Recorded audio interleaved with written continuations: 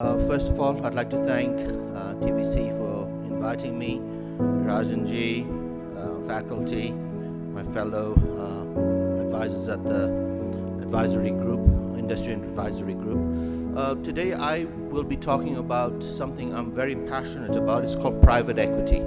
Many of you may have heard about what private equity is, but I'll give you a brief description of what it is, and I'll follow up on what private equity through my company Business Oxygen is doing in Nepal, and why this sort of financial instrument or access to finance is important for countries like Nepal that are developing. Okay. Private equity around the world is not a new concept, but for Nepal it is. It's been just about 8 years.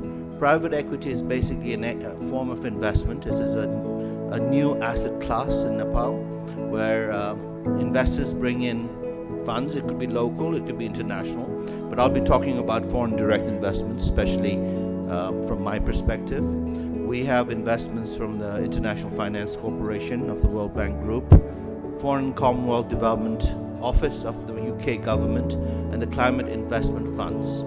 With Climate Investment Funds being one of our investors, we are a climate focused fund. So what that means is that in any investments that we make, we have to ensure that they follow environmental, social governance measures, have climate smart approaches in the investments, production, management, etc. Now, the main premise of private equity when we started this fund about 7 years ago was to address the missing middle. The missing middle is this group that could not get bank loans from the banks or financial institutions. They either didn't have collateral, or they just did not have the wherewithal or the risk appetite of the banks to invest in them. So we came in and we started investing in these companies, small and medium. Now, private equity need not be centered around small and medium enterprises. It could be larger companies, but our focus was small and medium enterprises.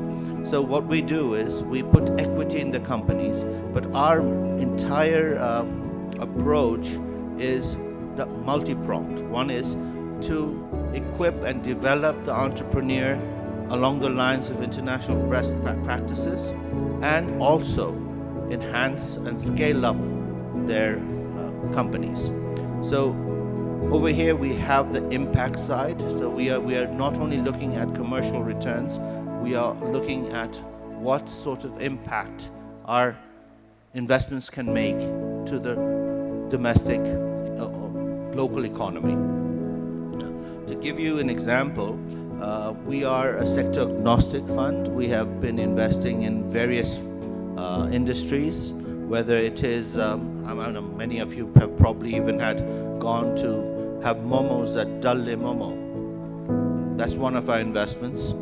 On the larger side, on the renewable energy sector, we are invested in Nepal's largest biogas and fertilizer company, Nepal's first bio-pellet company, which is called Green Coal. It produces bio-pellets, which is formed from biomass, which is basically perennial waste from the forest. Now, the impact from this is that the waste from the forest, which are leaves and shrubs, are collected, which by being collected, it stops forest fire. And the Sagarnath forestry, where we collect the shrubs from, we employ about 700 locals from the villages, and 70% of those 700 employees are women. So it gives employment to the local villages as well. This is in Sarlai district in Madhya Pradesh.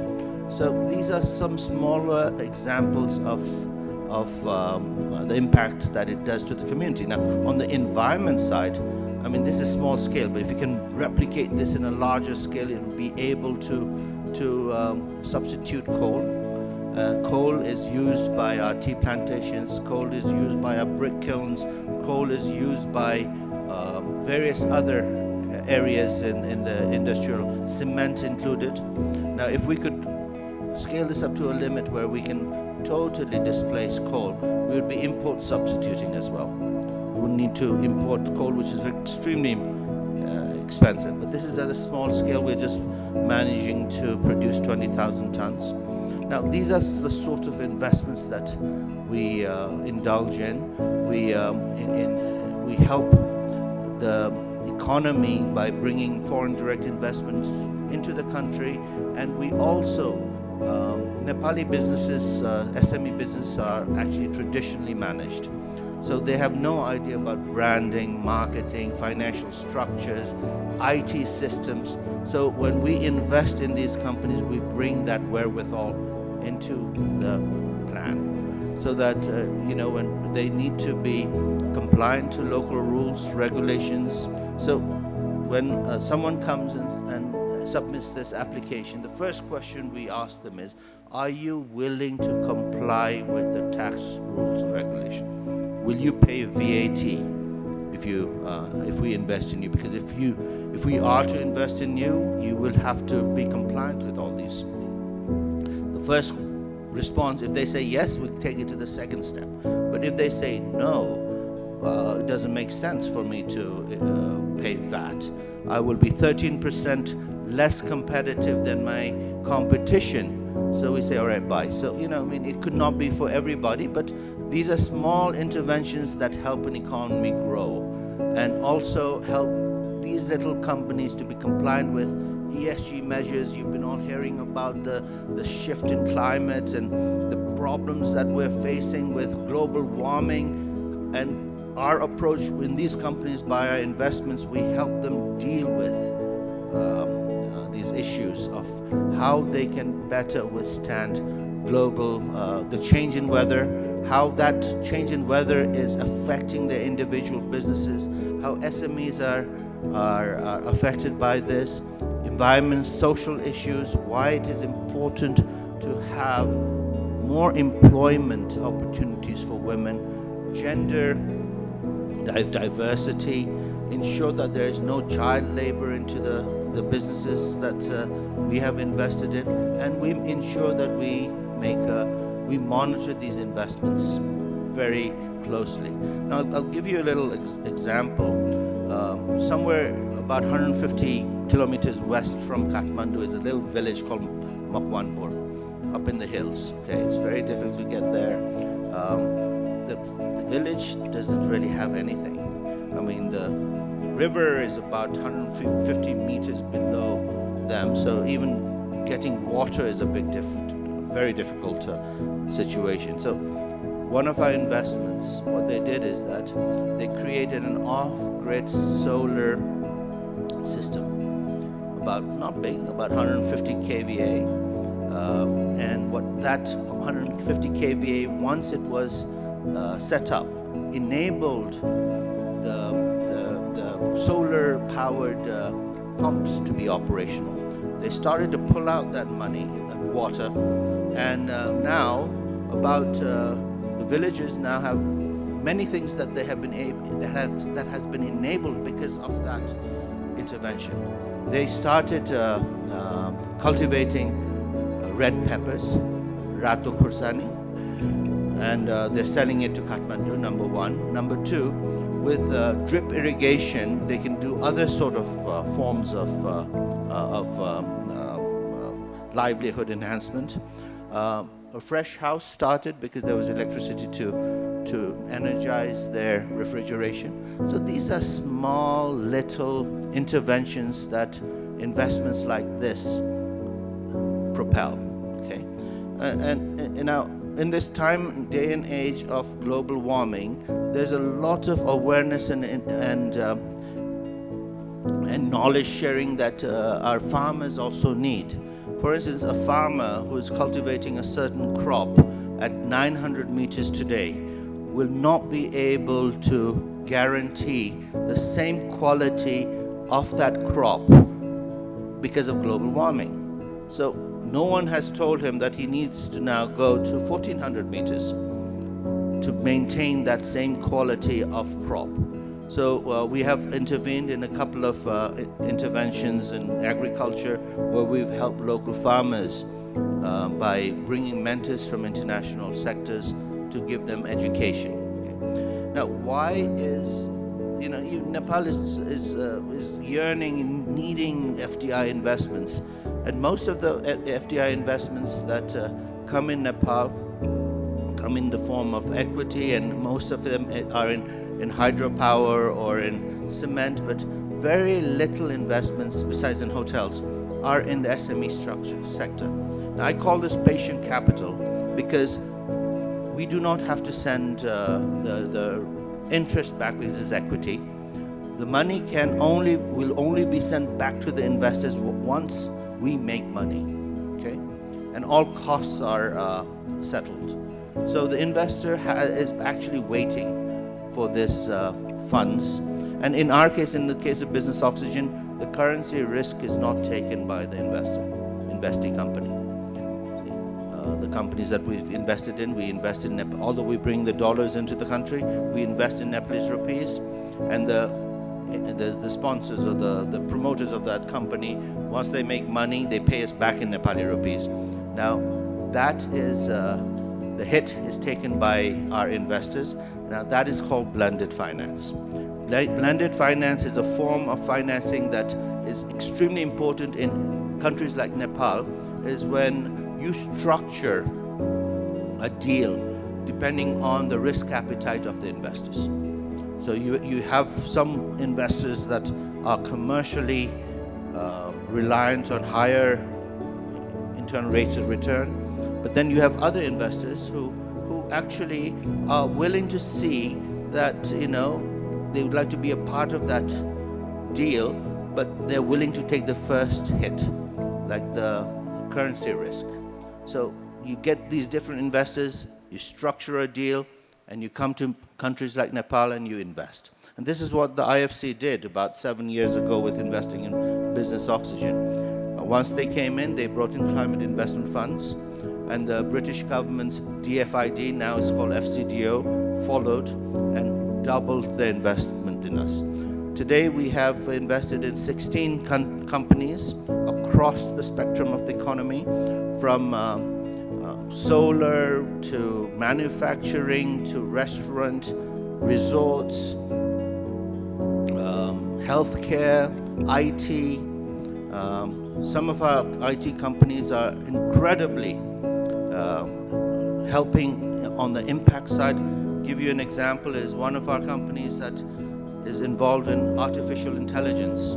It's a US-based company which has a Nepal operation. They are training Nepali talent in AI, equipping Nepali young computer engineers to be AI talent so that they could be exported abroad. So here we are. Most of our remittances is driving our economy. We are reliant on our blue-collar workers working in 50-degree temperatures in the Gulf, Malaysia, name it, in dreadful circumstances. And here we are starting to create young talent in white-collar work that can get them at least $7,000 a month in salary working abroad. Now, this is another sector that is impactful in addressing a completely different group that we need to address, so that tomorrow we are not only reliant and not only considered a supplier of low-wage labor. So the company I'm talking about is Fuse Machines. I'm sure you've heard of it. So that's one of our star investments. The other one in IT is Genius, which is the Amazon Cloud services, provides Amazon Cloud service and Google and etc. for Nepal. So in IT, we have our whole focus is to deal with the Nepali diaspora who are living abroad, who want to come back and invest in Nepal.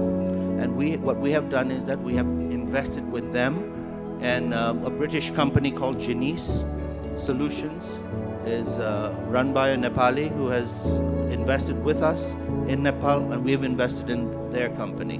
So, you know, the Nepali diaspora is also coming of age. Now, I see all of you young people who have graduated in the past 7-8 years from TBC. You will someday, hopefully, you will go out. I mean, there's 90% of young graduates in Nepal go out. So maybe one day, I'm not telling you to come back, because you have to come back to something that you can provide to, you can contribute to. But now what I see among the Nepali diaspora abroad is that they've started to create companies, and they want to do something for their hometown. So they create a company there, they create another company in Nepal, and the company abroad is basically service from the company here. Now this is what we need more of, and we are doing what we can to try to expedite, replicate, and promote these sort of structures. So private equity for economies like Nepal is very important. 70% of FDI that comes into India is private equity. And we're talking about over $50 billion for the Indian economy, and it's growing. Nepal's FDI is very low, it's getting lower. But if we can accentuate and create a better structure, unfortunately, we don't even have that. When we came into structuring private equity, we couldn't 7 years ago. We had to be structured as a private limited company, but we operate as a private equity. Now, Seaborn has created the specialized investment fund structure, but that we have yet to see how that will come into operation, as it hasn't yet. You know, we are slowly heading towards the right direction, but the government needs to do more. And it is people like yourselves, the young ones who are now very technologically savvy, who go and learn things outside, because the future is going to be technologically driven. And there's huge opportunity in Nepal for that. We see that there's huge job opportunities here for that as well. And by saying that, I'm sure you have loads of things to share amongst yourselves about your experience since graduation, some more than the others. I wish you all well, and thank you for having me here, and have an enjoyable evening. Thank you.